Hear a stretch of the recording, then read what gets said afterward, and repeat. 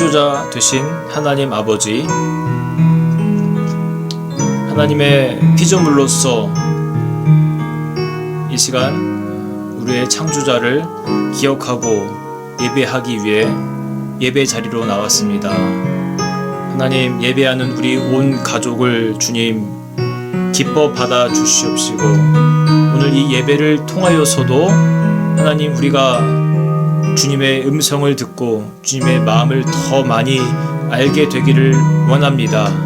주님, 우리의 가정들 가운데, 각 초소 가운데 임하여 주시기를 원합니다. 사모하는 심령 가운데 주님 임재하여 주시옵시고, 저들의 가슴에 하나님 귀한 메시지를 주사 그 메시지가 열매를 맺고 삶을 변화시키는 역사들이 일어나도록 주님 도와주시옵소서.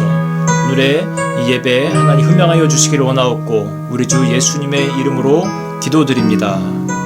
아멘.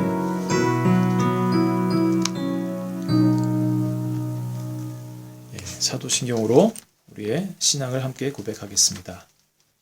전능하사 천지를 만드신 하나님 아버지를 내가 믿사오며 그 외아들 우리 주 예수 그리스도를 믿사오니, 이는 성령으로 잉태하사 동정녀 마리아에게 나시고 본디오 빌라도에게 고난을 받으사 십자가에 못 박혀 죽으시고 장사한 지 사흘 만에 죽은 자 가운데서 다시 살아나시며 하늘에 오르사 전능하신 하나님 우편에 앉아 계시다가 저리로서 산 자와 죽은 자를 심판하러 오시리라. 성령을 믿사오며 거룩한 공예와 성도가 서로 교통하는 것과 죄를 사여 주시는 것과 몸이 다시 사는 것과 영원히 사는 것을 믿사옵나이다. 아멘. 이 시간 이 예배를 위해서 우리 박문희 집사님께서 기도 인도해 주시겠습니다. 기도드리겠습니다. 전능하시고 사랑이 많으신 하나님 아버지, 그 크신 사랑 가운데 저희들을 지켜주시고 보호해 주시고 인도하셔서 이 시간 주님께 함께 경배케 하심을 감사드립니다.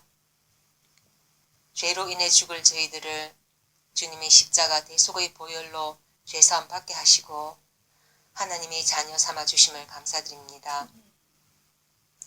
여러 가지 상황으로 힘든 이때에 주님을 알고 주님의 인도하심을 믿으며 기도할 수 있는 게 얼마나 축복인지요.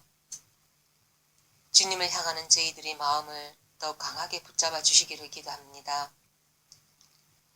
이 코로나의 힘든 시기를 겪으며 하나님 앞에서 저희 교회들이 어떻게 서 있는지, 저희들이 진정 하나님이 기뻐하시는 의의 길을 걷고 있는지 우리 자신들을 돌아보고 주님 기뻐하실 저희 성도들의 역할, 교회의 역할이 무엇인지 다시 한번 생각해 보게 하여 주심을 감사드립니다. 하나님께서 옛 이스라엘 백성들의 잘못된 제사와 금식함을 책망하신 때처럼 저희들이 무지함과 교만함으로 주님의 이름으로 한다고 하면서 나의 신념으로나 나의 뜻을 나타냄을 위해 한 것들 주님 다 용서하여 주시고, 나의 생각의 중심이 아닌 주님이 저희 삶의 중심이 되어 살아가는 저희들 되게 하여 주옵소서. 믿는다 하면서 믿음의 행위가 없고, 기도한다 하면서 영이 성결치 못한 저희들의 우둔함과 나약함을 긍휼히 여기셔서 용서하시고 저희들의 믿음을 돌아보며 회개하게 하옵소서. 이스라엘에 닥친 재앙들을 그 백성들이 주님께 눈물로 회개하고 간구함으로 거두어 주신 것처럼 저희들이 주님께 회개하고 간절히 기도할 때 주님 응답하여 주옵소서. 예전처럼 고국의 부모님을, 형제 자매들을 안전히 방문할 수 있게 하여 주옵소서. 장례를 설계하는 우리 청년들의 학업과 직업, 모든 계획들이 순탄하게 진행될 수 있게 그 길을 열어 주옵소서. 록다운으로 모두들 힘든 가운데서도 집에 있는 시간들을 통해 주님 말씀 묵상하게 하심을 감사드립니다.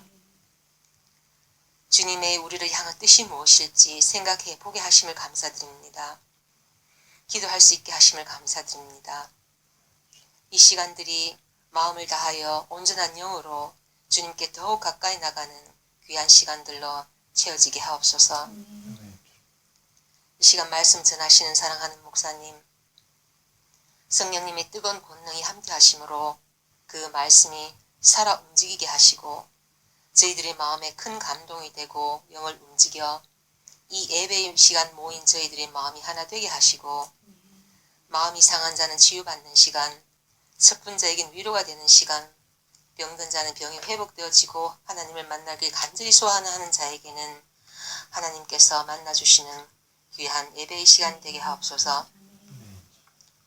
함께 하시는 우리 성도님들 각자의 기도 제목 주님 들으사 응답해 주시길 원하며 힘들 때 더욱 주님을 바라며 마음을 지키고 좌나우로 치우침 없이 주님의 때를 인내함으로 기다리는 우리 성도님들 다 되게 하여 주옵소서.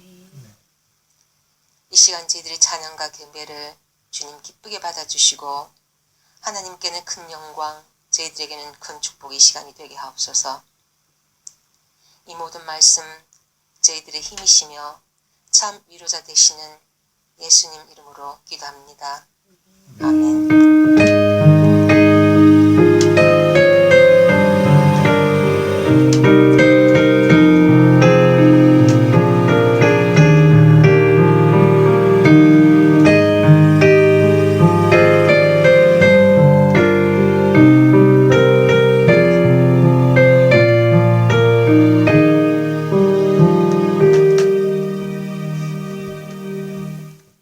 네, 여러분, 예배 자리로 나오신 것을 환영하고 축복합니다.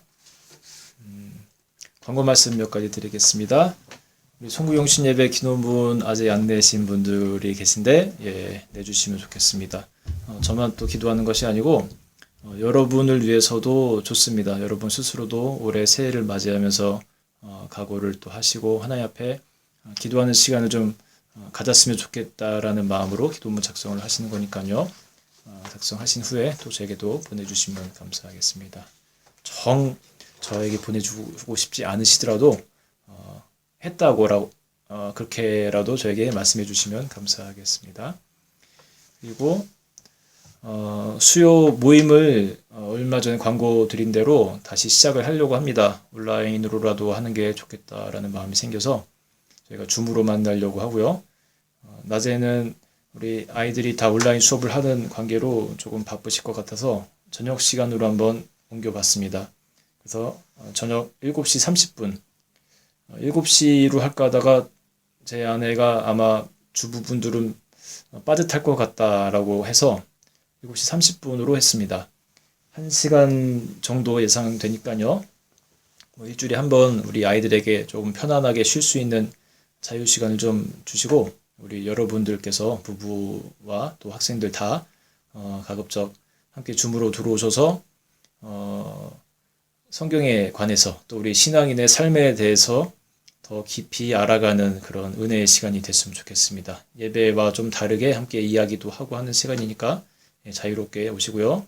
또 간식을 먹어야 되는데 어떻게 먹죠? 네, 같이 여러분 각 가정에서 티와 비스켓을 준비해서 같이 드시면서 그렇게 하시면 되겠습니다. 다음에 모일 때는 정말로 같이 먹자고요. 네.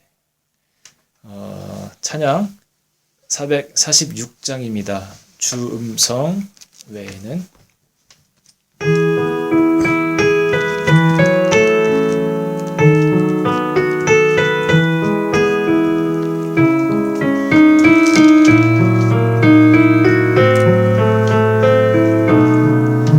주음성 외에는 참 기쁨 없도다. 날 사랑하신 주 늘 계시옵소서. 기쁘고 기쁘도다. 항상 기쁘도다. 나 주께 왔사오니 복 주옵소서. 나 주께 왔으니 복 주시옵소서.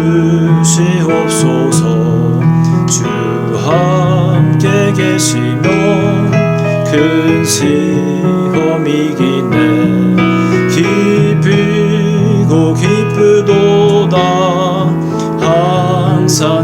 기쁘도다 나 주께 왔사오니 복 주옵소서. 주 떠나가시면 내 생명 헛되네. 기쁘나 슬플 때 늘 계시옵소서. 기쁘고 기쁘도다 항상 기쁘도다 나 주께 왔사오니 복 주옵소서. 그 귀한 언약을 이루어 주시고 주 명령 따를 때 늘 계시옵소서. 기쁘고 기쁘도다 항상 기쁘도다 나 주께 왔사오니 복 주옵소서. 기쁘고 기쁘도다 기쁘고 기쁘도다 항상 기쁘도다 나 주께 왔사오니 복 주옵소서.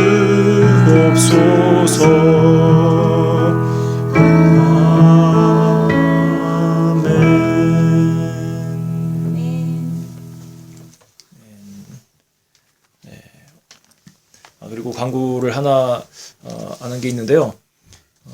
우리 대표기도 순서를 조만간 여러분께 또 보내드리겠습니다. 우리 새로 오신 우리 권사님과 또 집사님 두 분도 우리 대표기도에 함께 포함되셨으면 좋겠습니다. 제가 리스트 작성해서 보내드리도록 하겠습니다. 자, 오늘의 말씀을 한번 같이 찾아보겠습니다.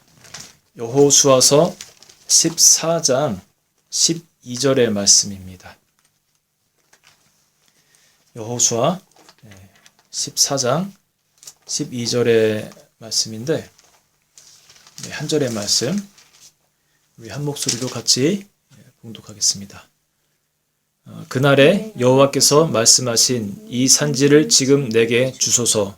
당신도 그날에 들으셨거니와 그곳에는 아낙 사람이 있고 그 성읍들은 크고 견고할지라도 여호와께서 나와 함께 하시면 내가 여호와께서 말씀하신 대로 그들을 쫓아내리이다 하니. 아멘. 저는 설교하는 게 참 어렵습니다. 여러분이 보실 때는 쉽게 하는 것처럼 보일지 모르겠지만 그 새 하얀 종이 위에 한 30분가량의 메시지를 만들어내는 작업은 여간 어려운 것이 아닙니다. 저뿐 아니라 모든 목회자들의 공통점일 겁니다. 목회자들에게 목회에 대해서 물으면 농담 반 진담 반 이렇게 대답하는 경우가 많아요. 설교만 없다면 목회할 만할 것 같습니다. 저도 하나님의 말씀을 이 설교라는 그릇에 담아서 내기까지가 참 어려운 시간을 가지는데 한 편의 설교를 만들어내기 위해 최소 보통 3일 그렇게 시간을 사용합니다. 정말 오롯이 그 시간을 집중을 해야 한 편의 설교가 나와요. 허리 아픈 게 제일 힘들죠. 그래서 글 쓰다가 중간중간 서서 기도하는 것을 반복을 하는데 기도 중에 말씀하시는 것이 있으면 또 얼른 받아 적기도 하고 그렇게 설교를 준비합니다. 그런데 묘하게도요.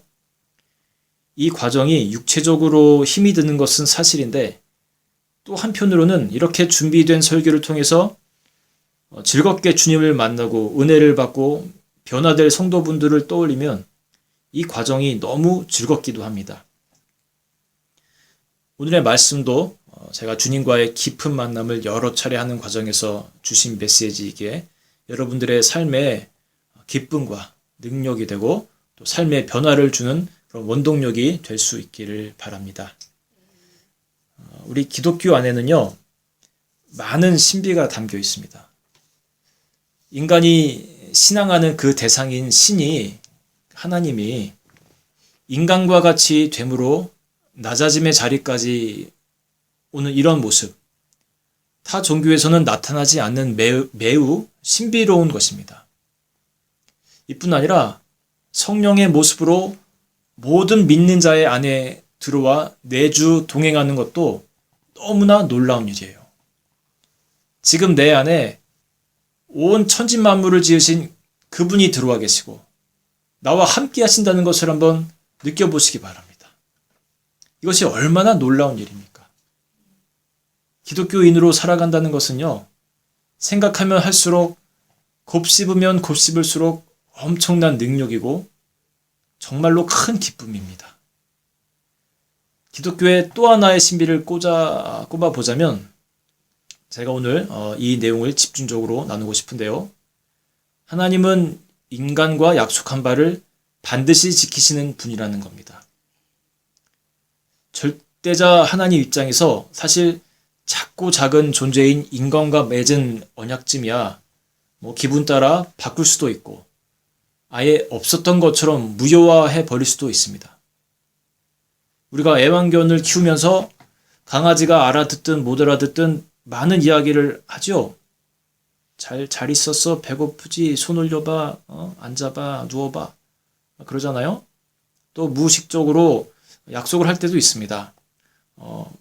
뽀삐가 자꾸 나가자고 보채고 끙끙거릴 때 그래 좀 이따가 나가자, 가만히 있어봐 하고 컴퓨터 켜고 할 일 하다가 피곤하면 불 끄고 자버릴 수가 있잖아요. 나가든 안 나가든 그 약속을 안 지켜도 뭐라 할 개는 세상에 없습니다. 하나님과 우리 관계는 사람과 동물 사이와 비교할 수 없을 정도로 크신 분인데 그런 분이 우리에게 한 자그마한 약속 하나 허투루 여기고 절대로 먼저 그 약속을 파기하는 법이 없으신 분이세요. 사람이 먼저 파기하면 파기했지 하나님은 그렇지 않다는 거죠. 그래서 찬양 중에 우리 이 찬양이 있는데 그 후렴만 한번 불러볼게요. 신실하신 하나님 실수가 없으신 좋으신 나의 주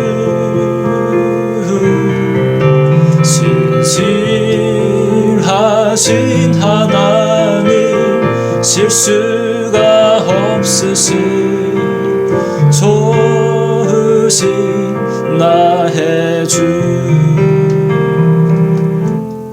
아멘. 나의 반석이신 하나님, 이 찬양입니다. 신실하신 하나님, 실수가 없으신 하나님이에요. 하나님은 당신과 인간 사이에 그 신실성을 보여주시기 위해서 하나의 예의자 대표로서 한 민족을 택하십니다. 그게 이스라엘이죠. 그러니까 우리는 이 성경에 기록된 이스라엘 민족의 역사를 보면서 하나님의 마음을 읽을 수 있게 됩니다. 그분의 신실하심을 배우고 우리가 알게 되므로 우리 삶에 이 모든 것들을 적용할 수 있게 되는 거예요.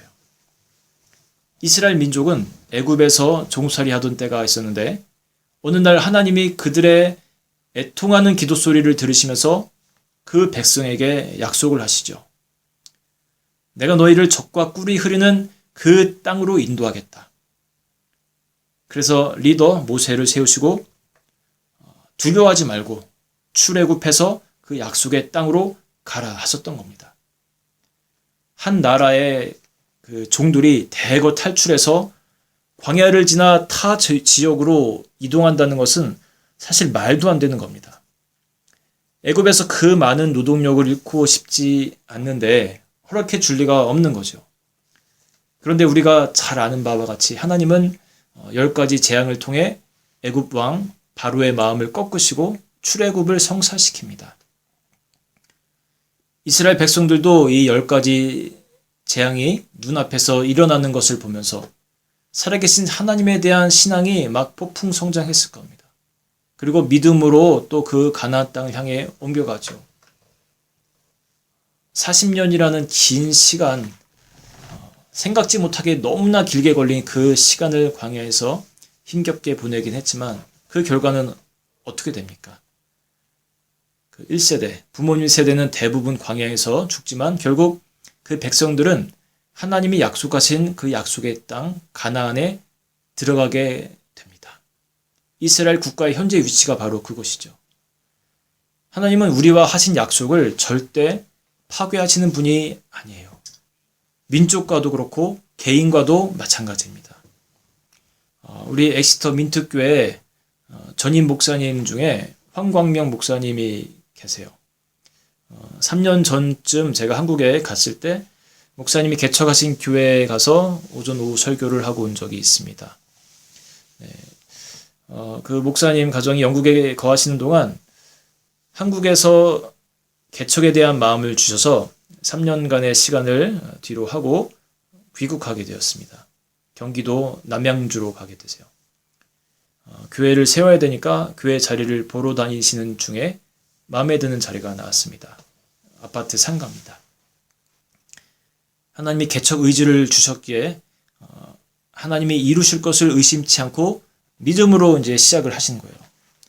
상가 한 층이 다 남았는데 한 층을 모두 교회로 이제 꾸미고 그 공간을 나눠서 본당, 또 식당, 유아실, 사무실 등으로 막 꾸밀 생각이 있으셨던 거예요. 보증금과 월세가 이게 적지가 않은데 통을 크게 잡고 시작을 하신 거죠. 부동산과 이야기가 되고 그럼 언제까지 계약금을 준비해 주시면 주인과 그날 다 같이 만나서 우리 계약을 하시자고 이야기가 아주 잘 됐습니다. 문제는 수중에 계약금이 없다는 거죠. 이렇게 저렇게 돈을 마련하고 해도 채워지지가 않는 거예요. 주님은 기도하려는 마음만 계속 주시고 이제 계약 날짜가 내일로 다가왔습니다. 여전히 돈은 많이 부족한 상태였습니다. 이 정도 되면 일반적인 간증 같으면 하루 전날 돈이 딱 채워질 때가 많은데 황 목사님께는 그런 일이 일어나지 않았습니다. 다음날 무거운 마음으로 부동산으로 갔습니다. 돈 없이 그냥 가신 거예요. 부동산 사장이신 여자분과 주인이 있더래요. 반갑게 이 이야기를 인사 나누고 이제 그럼 우리 계약을 하실까요? 하는데 목사님이 사실대로 이야기를 했답니다. 사실 제가 목사이고 이 지역에 개척하라는 마음을 하나님께서 주셔서 준비하는 상황인데 죄송하지만 계약금이 아직 다 준비가 되지 못했습니다. 그 계약금이 준비되지 못했다는 이야기를 듣자 두 사람이 막 놀래면서 그 주인이라는 분은 욕 비스무리하게 뭐라고 하더랍니다. 계약금도 없이 지금 뭐 하자는 거냐고. 당연히 계약이 이루어지지 않았죠. 그런데 저와 제 아내가 그 교회를 방문했을 때 분명 상가 한 층을 다 교회로 만들어서 아주 예쁘게 쓰고 계셨거든요. 교인도 꽤 많아지고 아주 건강하고 즐거운 목회를 하고 계셨거든요. 무슨 일이 일어났던 걸까요? 그 부동산 사장님이 믿지 않는 분이셨는데 황광명 목사님 교회 교인이 되었습니다. 그것도 아주 뜨거운 교인이 되는 놀라운 일이 발생했습니다. 여러분 더 이야기가 듣고 싶으시죠? 자세한 자초지정은 내년쯤 황 목사님이 안식년으로 엑시트에 오실 테니까요. 그때 듣도록 하겠습니다. 이 목사님과 사모님은요. 하나님의 약속을 믿고 나아가신 거예요.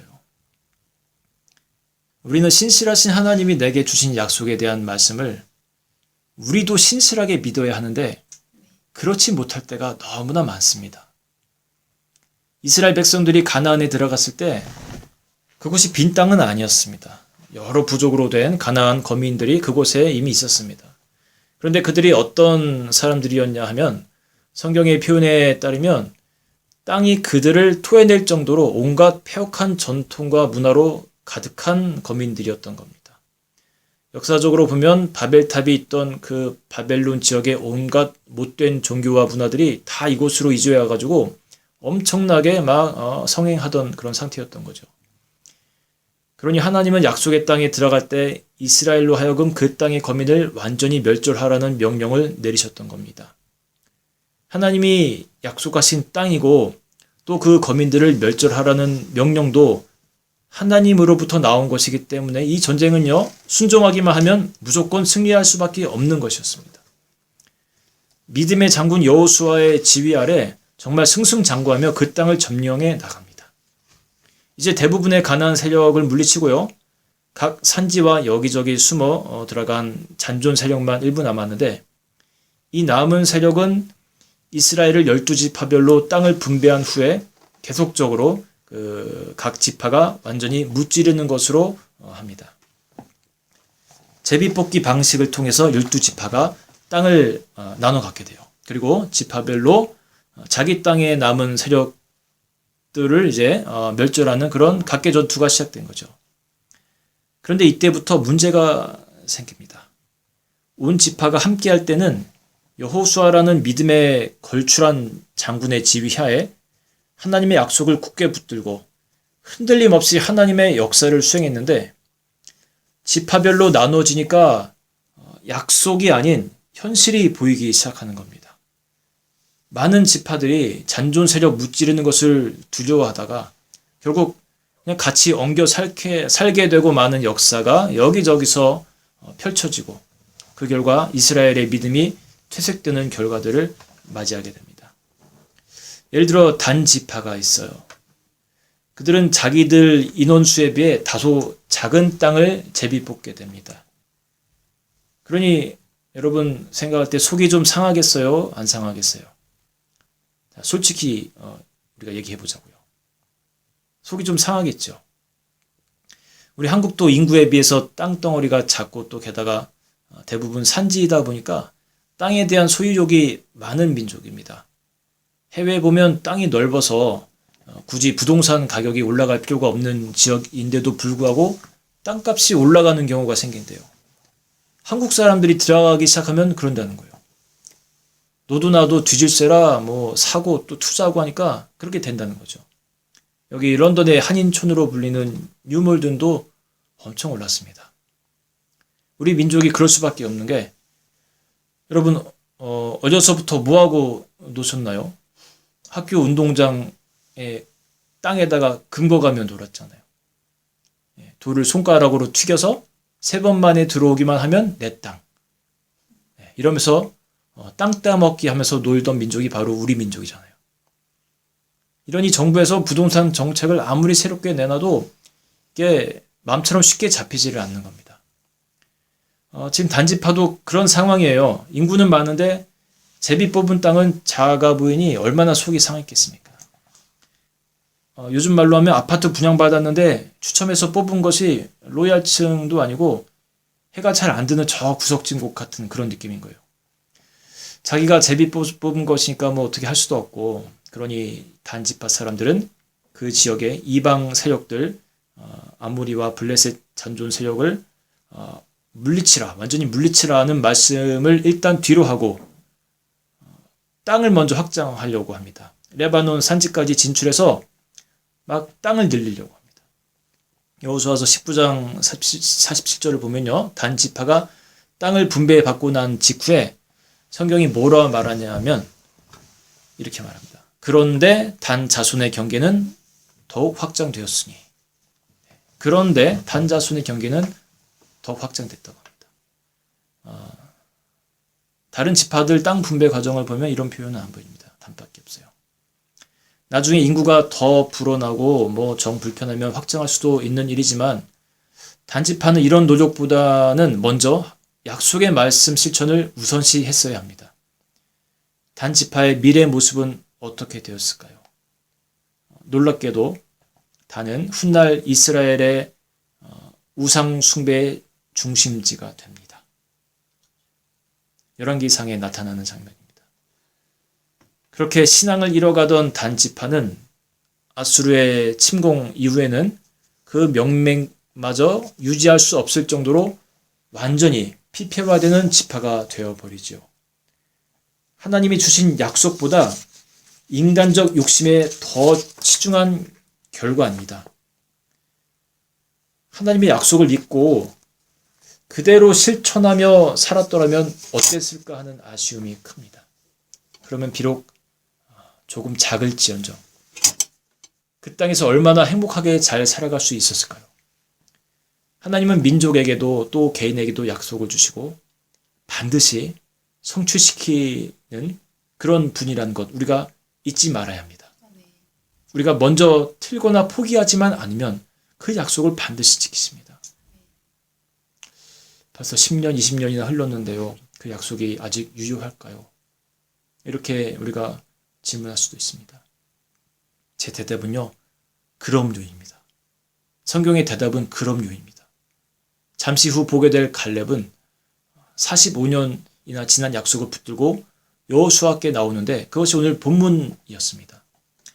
우리가 심지어 오랜 시간 동안 그 약속을 내가 먼저 파기하고 잊어버렸다 할지라도 다시 하나님의 언약을 붙들기 시작할 때 하나님은 기뻐하시고 그 약속을 이제 이 상황 속에서 어떤 모양으로 이루어주면 좋을지 고민하기 시작하실 겁니다.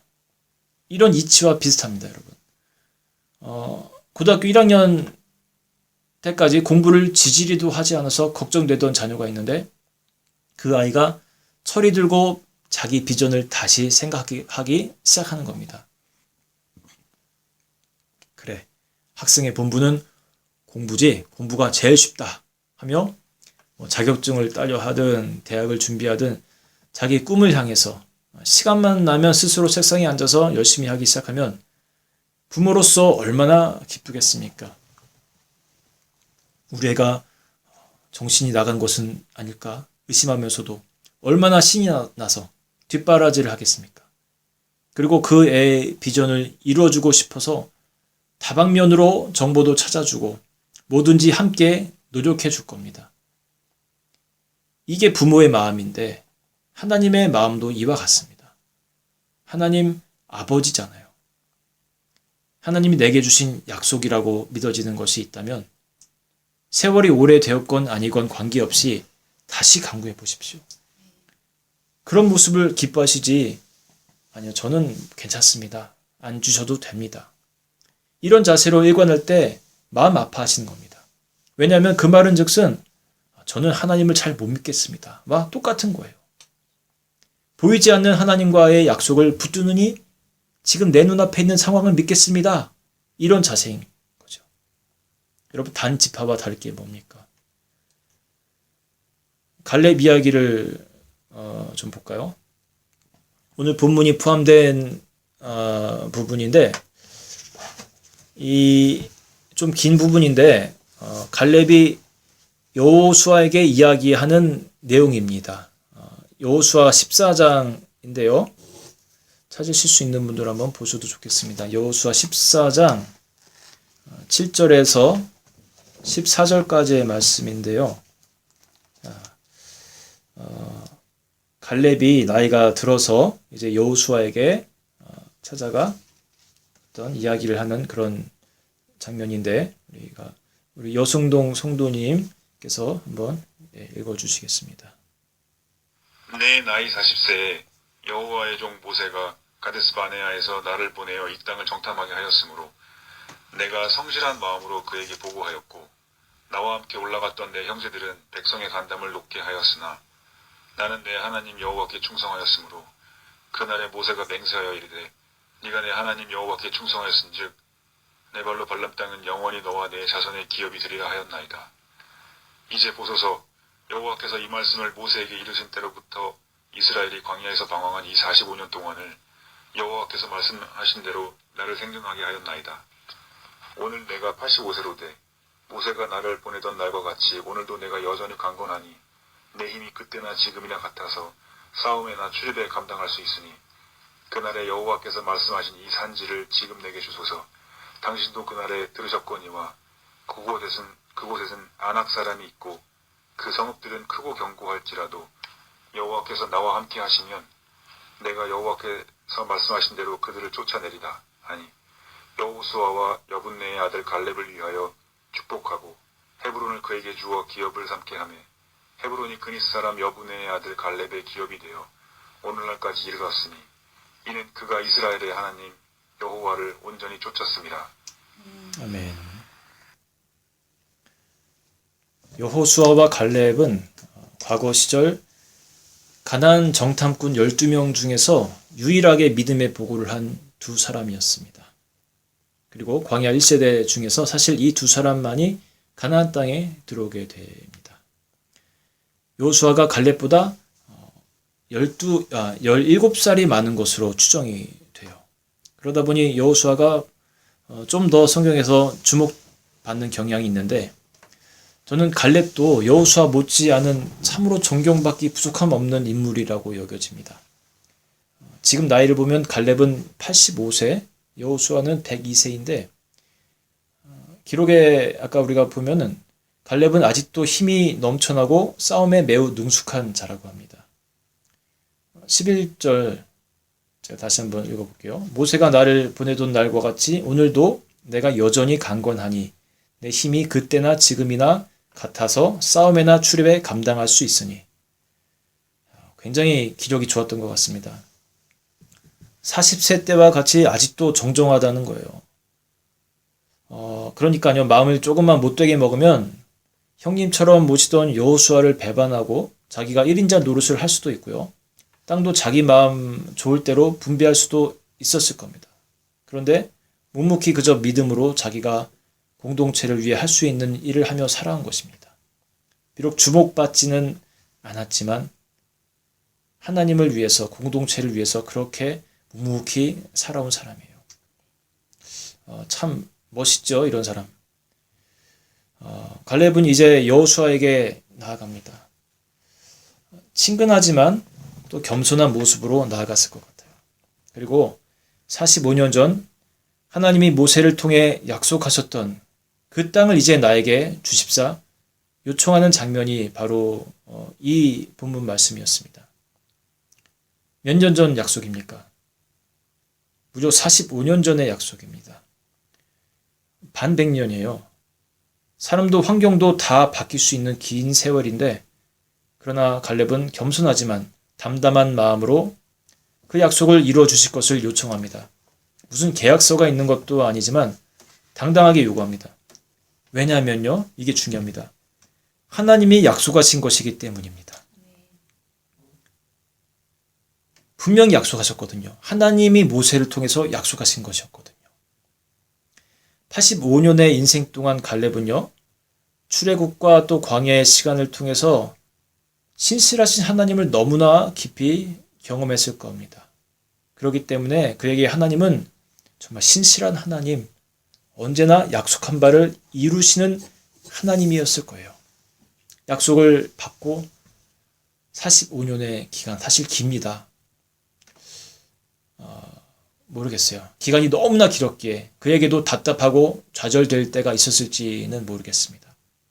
하나님은 약속의 땅으로 보내주신다고 하셨는데, 그리고 네 발로 밟는 땅은 영원히 너와 내 자손의 기업이 되리라고 약속하셨는데, 분명히 약속은 하셨는데 왜 이리 오래 걸리는 거냐? 나는 점점 나이가 들어가고 정말 내 인생 가운데 그런 날이 오기는 오는 것인가? 이런 의구심이 든 때도 있었을지 모르겠습니다. 하지만 그는 하나님의 약속을 붙들고 꿋꿋이 믿음의 여정을 걸었고, 그 약속이 성취되는 때가 바로 도래한 것입니다. 여러분, 하나님께서 여러분 한 분 한 분에게 주신 약속의 말씀이 분명히 있을 겁니다. 세월이 오래 지났다고 해서 그냥 포기해버리지 마십시오. 하루가 천년 같고 천년이 하루 같다는 말씀도 있듯이 하나님의 시간표와 우리의 시간표는 분명히 다를 수 있습니다. 5년 전, 10년 전, 아니 20년 전에 여러분에게 다가오셨던 그 하나님이 여러분에게 무엇을 말씀하셨습니까? 오늘 이 예배가 끝나고 오늘 이제 잠드시기 전에 한번 기억해 보시기 바라요. 때로는 이게 하나님의 약속의 말씀인지 아닌지 내 생각인지 분간이 잘 안 되는 때도 있습니다. 도대체 내가 원하는 생각인지, 하나님이 정말로 바라시고 이루시기 원하는 그런 약속인지 잘 구분하기 어려울 때가 있습니다. 그럴 때 가장 명확하고 쉽게 구분할 수 있는 성경을 근거로 한 두 가지 기준을 알려드릴게요. 첫 번째는 그것이 하나님의 영광을 위한 것인가를 보면 됩니다. 두 번째는 그것이 타인의 유익을 위한 것인가를 또 보면 됩니다. 내 생각인지 하나님의 뜻인지 헷갈릴 때 이것이 하나님께 영광도 되고 타인에게 유익도 된다면 이는 틀림없이 하나님으로부터 온 것이 맞습니다.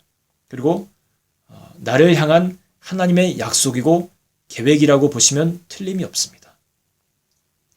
저는 약 8년 전쯤 이런 꿈을 꾼 적이 있습니다. 앞으로 10만 명의 성도를 목회하는 목회자가 되어야겠다. 10만 명이면요, 한국에서 여의도 순복음교회 다음으로 큰 교회일 겁니다. 엑시터 인구의 대부분이에요. 10만 명이면. 한국 감리교단에서 한 번은요, 해외에서 목회하거나 선교하시는 분들을 일일이 연락해서 그분들의 상황을 물어보고 그 내용을 두꺼운 선교 현황 책자로 만든 적이 있습니다. 함께 기도해 주자는 취지에서 책을 만들어서 또 일일이 다 보내줬어요. 그때 기도 제목을 나누는 그런 부분도 있어서 저희들의 다른 기도 제목과 함께 정말 그 기도 제목도 썼어요. 10만 성도 목회. 그거 보시고 아마 다들 막 놀라셨을 겁니다. 그런데 나중에 제가 알게 된 그런 깨달음인데 그것을 하나님께서 제게 주신 약속으로는 볼 수 없습니다. 왜냐하면 조금 전에 두 가지 근거 어느 것도 만족시키지 못하는 것이기 때문입니다. 대부분의 그 목적이 제 욕심이었고요. 제 영광과 만족을 위한 목적이 컸던 기도였습니다. 하나님의 영광도 아니고 타인의 유익도 아닌 것이었어요. 그런데 2, 3년 전의 일인데요. 여느 때와 같이 책상에 앉아서 기도하고 있었습니다. 그런데 갑자기 다른 때보다 강하게 찾아온 하나님의 마음이 느껴졌어요. 그게 뭐냐면 생명을 살리는 설교자가 되라는 거였습니다. 다른 거 필요 없고 생명을 살리는 설교자가 되라. 설교 한 편 한 편에 혼을 담고 그 설교를 듣는 사람들의 영혼이 살아나는 역사가 있는 그런 설교자가 되라는 하나님의 마음이 강하게 느껴졌습니다. 전 그 음성이 너무나 좋아서 기쁨이 가득해서 1층 부엌에 있는 아내에게 이 소식을 알리러 바로 달려 내려갔습니다. 여보, 지금 하나님께 아주 소중한 감동을 받았어. 그 이야기를 전해주는 도중에 서로가 깜짝 놀랐습니다. 아내도 음식을 준비하며 기도하는 가운데 자기도 지금 막 그런 기도를 하고 있었다는 거예요. 남편의 설교를 통하여 생명이 살아나게 해달라는 똑같은 기도를 하고 있었다는 거예요. 당시 우리 교회 여자 청년 하나가 유학 와갖고 공부하는 게 너무 힘들어 아침에 눈 뜨는 것이 정말 괴로운 시기를 오랫동안 진지하게 겪으면서 죽음에 대해서도 생각해 보았다는 이야기를 대하며 아내가 그런 기도를 하고 있었던 겁니다. 남편 설교를 통해 영과 또 몸의 생명이 살아나게 해주세요. 그런 남편이 되게 해주세요. 설교를 통해서 사람들의 생명이 살아나게 해주세요. 여러분, 부부가요, 보편적으로 같은 마음을 품는다는 것은 아주 기적 같은 일입니다. 그런데 그날, 그 시간에 아내와 저에게 하나님이 똑같은 마음으로 찾아오신 거예요. 저는 확신합니다. 이 아내는요, 하나님의 영광과 타인을 향한 유익이 있게 하나님의 약속이 분명합니다. 설교 서두에 제가 그랬죠. 전 설교 준비하는 것이 참 어렵다고. 어려운 작업이라고 했지만 또 한편 즐거운 시간이라고도 했습니다. 하나님의 약속이 또 실현될 것을 바라보기에 가능한 것입니다. 목회를 시작하면서 초반에는요, 제가 참 부러웠던 사람들은 큰 교회 목회자들이었습니다. 1000명, 2000명, 많게는 수천에서 몇만 명 목사님들. 그런 분들은 어디 가나 대우를 잘 받아요.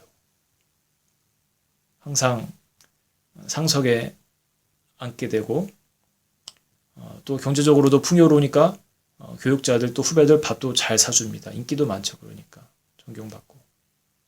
교회도 항상 사람들이 바글바글하고 주말은 물론이고 주중에도 사람들이 늘 끊이지 않는 그런 교회. 제가 참 이렇게 부러운 교회인데 그런 걸 보면 참 즐거울 것 같다고 생각을 했습니다. 참 좋아 보였습니다. 나쁘지 않습니다. 좋은 겁니다. 그런데 이제는 제가 부러워하는 대상이 바뀌었습니다. 언제부턴가 바뀌었어요. 영혼을 살리는 설교를 하는 분들, 영혼을 정말 살리는 목회하는 분들이 이제는 제일로 존경스럽고 가장 부럽습니다. 그것은요, 성도의 수나 목사님의 생활 형편과는 관계가 정말 하나도 없습니다. 제가 설교니까 이렇게 말하는 거겠지 할 수 있지만 정말 제 양심 속에서 나오는 말이에요. 그런 것은 정말 하나도 관계가 없습니다. 영혼을 살리는 설교를 하고 영혼을 살리는 목회를 하는 분들은 어느 상황에 있건 간에 전 정말로 부럽고 가장 존경합니다. 더 많이 그런 분들로부터 배우고 싶어집니다. 이렇게 부러움의 대상이 바뀌게 된 것도 은혜가 아니면 설명이 안 되는 것입니다. 우리는 하나님이 주신 약속이지만서도 그것을 이루어내는 것에 대해 두려워하는 경향도 함께 갖고 있습니다. 여러분 그러신가요? 왜 그럴까요? 근본적인 이유는 내가 한다고 생각하니까 두려운 거예요. 아까 이스라엘 지파들이 이제는 그 여호수아 장군 없이 어떻게 그 거민들과 싸울까 이런 걱정했던 것처럼 내가 한다고 생각하니까 힘든 겁니다. 아무리 하나님의 약속이고 좋은 것인 줄은 알겠는데 내가 과연 할 수 있을까? 이런 생각이 있으니까 자꾸만 내가 해야 한다고 생각하니까 겁부터 나는 거예요. 제가 수영 이야기를 한번 드린 적이 있는데 예전에 한참 수영을 할 때 수영장 레일을 매일같이 돌았습니다. 보통 2바퀴, 3바퀴, 4바퀴를 돌아요. 그러면 숨이 꽤 차고 힘들었습니다. 그런데 그렇게 자주 하니까 1년 후 어느 날 놀라운 일이 제게 일어났습니다. 하루는 그냥 힘들 때까지 그냥 한번 계속 해보자고 그냥 쭉 했더니 어느 날인데 갑자기 60바퀴까지 도는 거예요. 숨이 별로 차지도 않아요. 지겨워서 그만뒀지 힘들어서 그만둔 것도 아니었습니다. 나도 모르는 사이에 제 안에 잠재 능력이 쌓인 거예요. 우리가 해야 할 것은요, 내가 뭘 해야지 하는 것이 아니라 그저 순종하는 것입니다. 최선을 다해서 주님 주신 마음 하나하나에 순종하며 살아갈 때 하나님의 그 약속은 이미 여러분 삶 가운데 이루어지고 있고요. 성취의 기쁨을 어느 순간 보시게 될 겁니다. 여러분 한 사람 한 사람에게 주신 그 하나님의 기업, 산지 분명히 있습니다. 포기치 말고 믿음으로 그것을 얻으시는 여러분 되기를 주님의 이름으로 진심으로 축원합니다.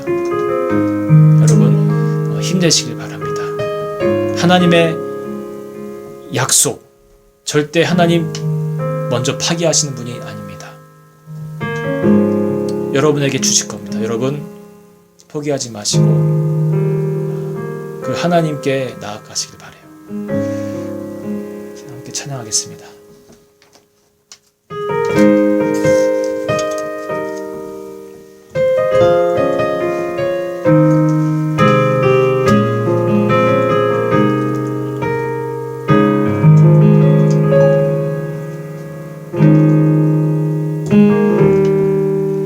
날이 정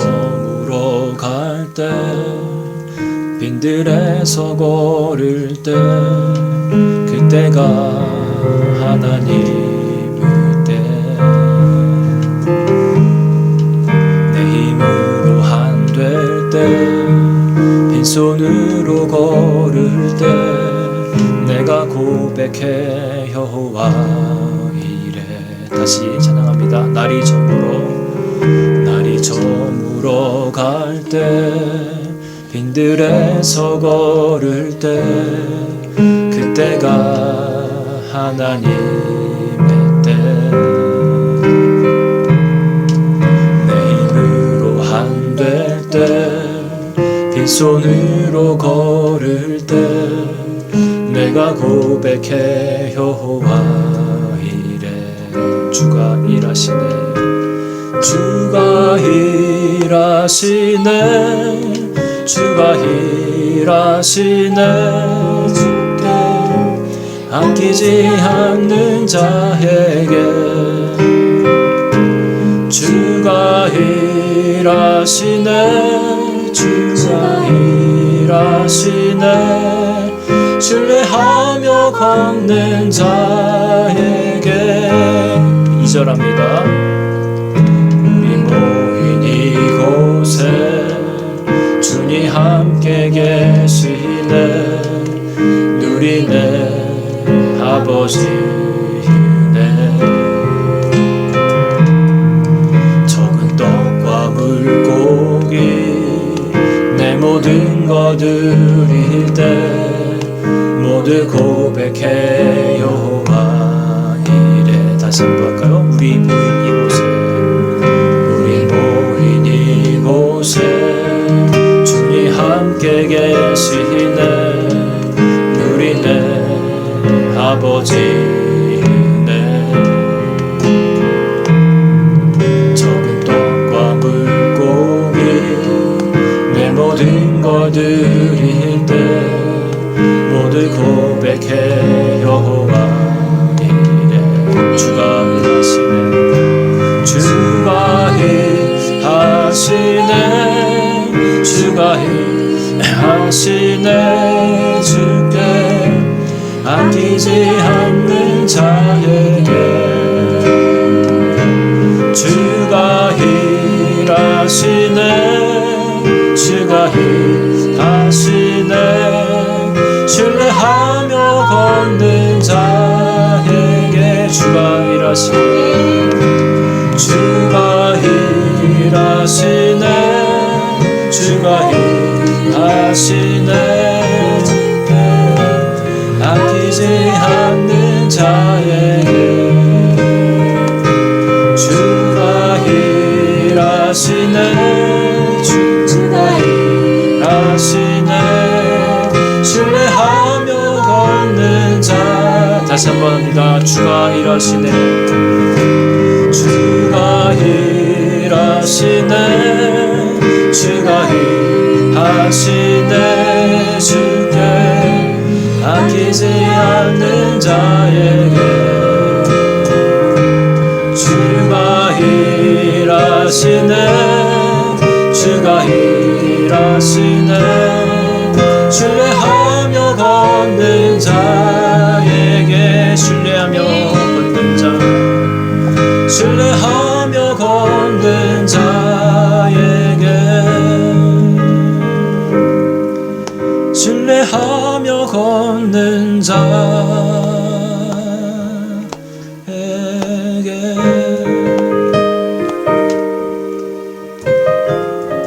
같이 기도하겠습니다.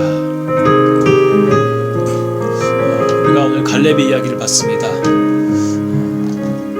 하나님의 약속을 신실하게 붙들었던 자입니다. 성경 속에서 아주 그렇게 도드라지게 많이 주목받는 인물은 아니지만 정말 한 시대를 멋있게 믿음으로 살아간 사람이에요. 하나님을 위해서 또 공동체를 위해서 살아갔고요. 오늘의 이 설교 주제와 같이 신실하신 하나님을 붙들었던 사람입니다. 하나님의 약속을 끝까지 붙들고 나갔던 사람입니다. 오래 걸려도 어려운 시간이 있어도 하나님이 나에게 말씀하셨으니까 그것은 반드시 이루어진다. 이러한 믿음을 갖고 살았던 사람입니다. 오늘 이 이스라엘의 이야기를 통해서 우리들에게 하시고자 하시는 말씀이 분명히 있으세요. 여러분 각 사람에게 하나님 지금 만나고 싶어 하십니다. 아무개야, 내가 너에게 말했지 않느냐? 내가 너에게 약속하지 않았느냐? 기억을 못하니?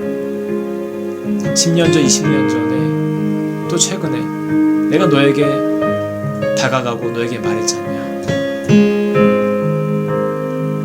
그것을 네가 다시 상기했으면 좋겠다.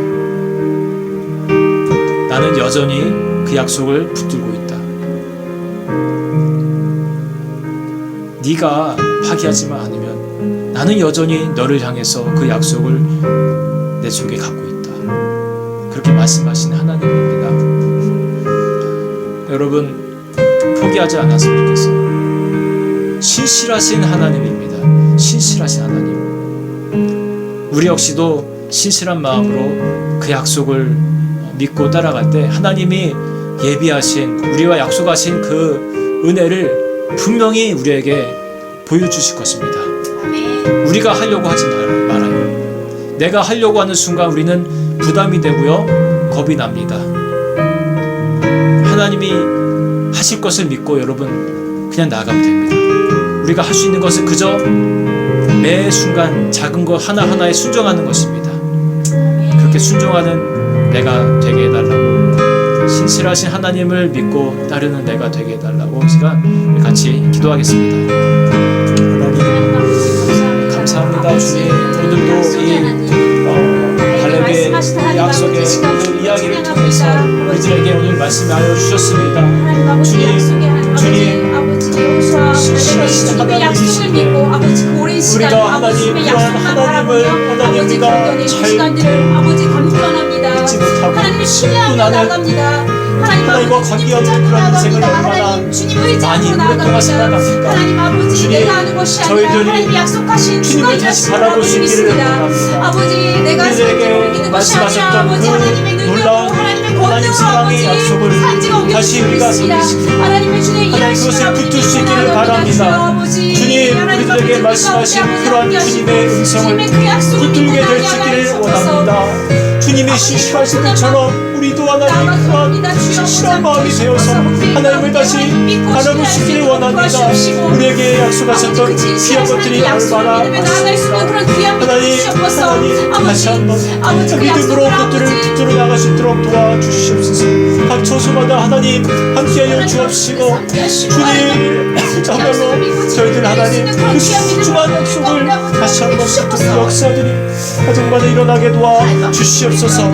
역사하신 주님의 사랑에 감사드립니다. 오늘도 이 땅으로 불러주시고 하나님 만나게 하신 은혜를 감사드립니다. 하나님 오늘 살아갈 수 있는 인생을 도와주시옵소서. 오늘도 우리와 함께하신 하나님 하나님께 커다란 영광을 올려드립니다. 주님 우리의 인생 살아갈 수 있도록 우리와 함께하여 주시옵소서. 주가 일하시네, 주가 일하시네, 주가 일하시네. 주께 아끼지 않는 자에게 주가 일하시네, 주가 일하시네.